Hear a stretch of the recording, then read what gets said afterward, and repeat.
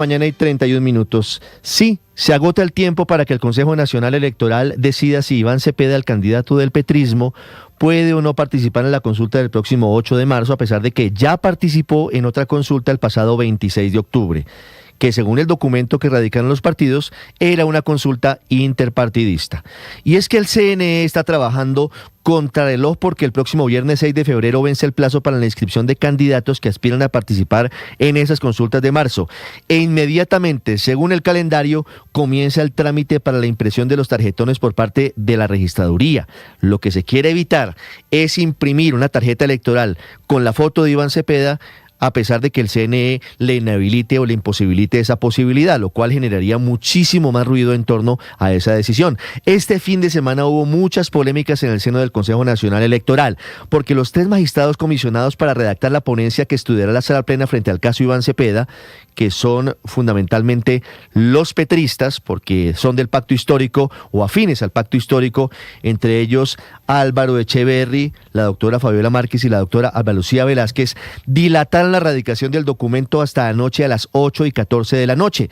lo que hizo materialmente imposible que se tomara una decisión de fondo entre sábado y domingo como estaba previsto ante la premura del tiempo. Hoy a las 8 se vuelve a reunir el Consejo Electoral, que está en sala plena ininterrumpida para definir esta situación. Y de acuerdo con los votos iniciales o con lo que se conoce hasta el momento, esa votación sería 6 magistrados en contra de que Iván Cepeda participe en la consulta del 8 de marzo y 3 votos a favor, los 3 votos del petrismo, de las 3 personas que acabo de mencionarles. La bolita está en que todo se puede enredar en el recurso de apelación, porque uno de los magistrados, Altus Vaquero, tiene previsto un viaje que emprende esta tarde, lo cual haría que se tuviera un voto menos en la apelación y llevaría inevitablemente a la convocatoria de conjueces, es decir, que se seguiría dilatando la decisión del Consejo Nacional Electoral. Y es que evidentemente no es lo mismo la consulta petrista con Iván Cepeda que sin Iván Cepeda. Sin Iván Cepeda, que es como hoy están las cosas,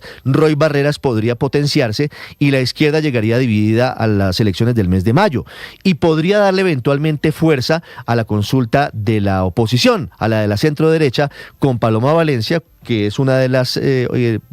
personas que está liderando con Juan Carlos Pinzón según las encuestas. También hay dudas sobre lo que está pasando en la consulta de centro, luego de que Maurice Armitage decidiera echarse para atrás y decidiera participar eventualmente en la consulta de Claudia López, y a la espera en las próximas horas de una determinación definitiva de Sergio Fajardo, que es la pieza más importante de esa eventual consulta, con lo cual estaríamos ante 3 escenarios distintos para lo que ocurre en las elecciones del mes de marzo. Paola Ochoa es periodista. Está en Mañanas Blue. 6 de la mañana, 34 minutos. Semana cargada de noticias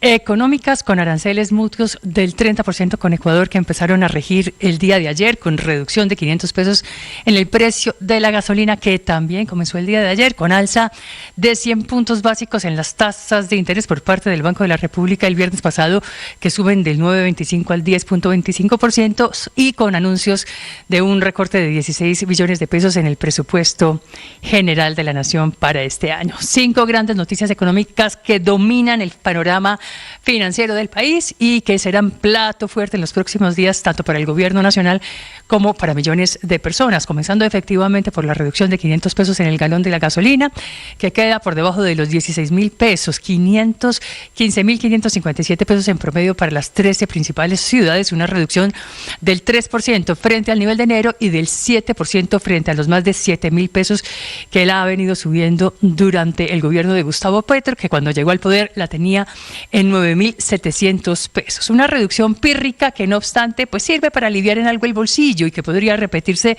en los próximos meses, según lo dicho por el cuarto ministro de Hacienda, dependiendo de lo que pase, claro, con el precio del dólar y con el precio del petróleo, y en línea con su cotización internacional, cuya paridad busca el gobierno tras el desmonte en los subsidios al precio de la gasolina, mientras que los del diésel los continuamos pagando todos los colombianos con nuestros impuestos. Aproximadamente 1.300.000 vehículos que funcionan con ACPM, en su inmensa mayoría 3 de cada 4 camiones, buses y sistemas de transporte público. Una gasolina que baja 500 pesos ayudando al bolsillo, pero eso sí, bolsillo que de todas maneras sigue muy impactado por el alza en el costo de vida y sobre todo por el alza del 24% en el salario mínimo vital,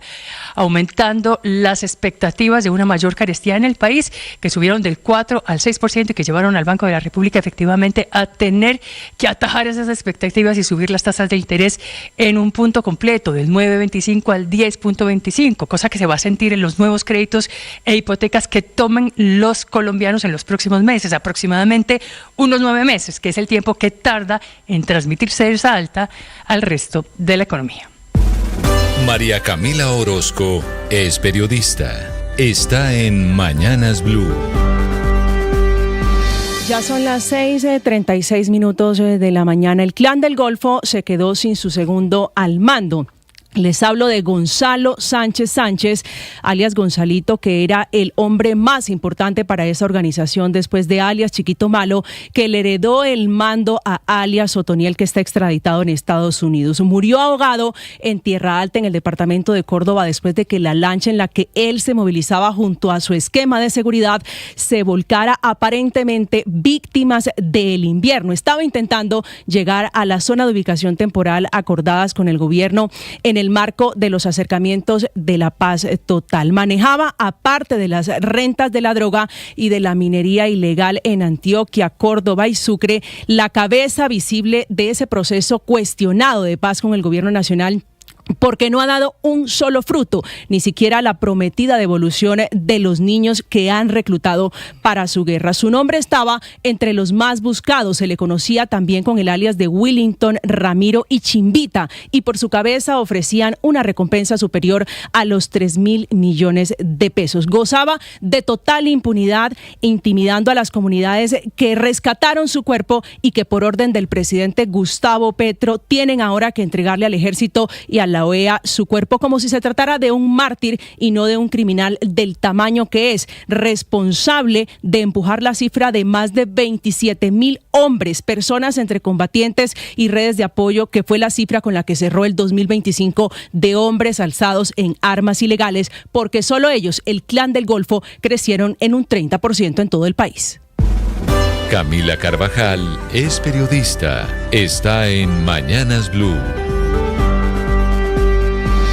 Ya son las 6:38 a.m. Otra polémica alrededor de lo que pasa con la salud. El gobierno, a través del Ministerio de Salud, quiere regular y cambiar las reglas del juego de los bancos de leche materna, esos que benefician a los bebés que no pueden ser amamantados directamente por sus madres. En un borrador de decreto publicado por la cartera de Jaramillo, del ministro Guillermo Alfonso Jaramillo, no solo se organiza la donación de leche en Colombia y las reglas para los bancos de leche, sino que ahora se excluye de tajo a mujeres que están en duelo perinatal, es decir, aquellas mujeres que perdieron a su bebé y que, aunque siguen produciendo leche materna, ya no podrán donarla. El argumento del decreto es que hay que proteger el bienestar mental de esas mujeres lactantes que han perdido a su hijo o que están enfrentando alguna situación psicológica compleja y que donar puede generarles una carga adicional al haber perdido a su bebé. Esa visión asume que el duelo o la condición psicológica después de la pérdida del bebé convierte la donación en un estrés adicional y por eso la prohíbe de tajo. Una decisión que ha encendido las alarmas y las críticas de asociaciones médicas, secretarías de salud locales, colectivos que acompañan a madres en duelo e incluso asociaciones psiquiátricas. Es que la prohibición del gobierno desconoce la que ha sido la historia de los bancos de leche en el país. No hay evidencia científica que prohíba que una mujer en duelo done su leche. Ese decreto además contradice la autonomía, la de no discriminación y el derecho de que cada mujer decida sobre su cuerpo, e ignora que algunas mujeres que siguen produciendo leche así no tengan a su bebé, también tienen como terapia donarla para salvar la vida de otros bebés que no pueden ser amamantados, lo cual reduce complicaciones y mortalidad en bebés prematuros o enfermos hospitalizados. Un último dato, en Colombia hay apenas 15 bancos de leche materna en todo el país,